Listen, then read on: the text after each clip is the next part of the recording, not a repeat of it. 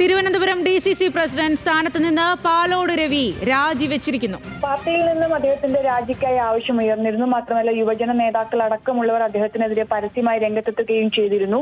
വാർത്തകൾ വന്നതോടുകൂടി AICC നേതൃത്വം KPCCയുടെ റിപ്പോർട്ട് ആവശ്യപ്പെട്ടു. തുടർന്നാണ് പാലോട് രവി രാജിക്കത്ത് നൽകിയത്. ഇതിനു മുൻപും ഒരു തവണ രാജിക്കത്ത് അദ്ദേഹം നൽകിയിട്ടുണ്ട്.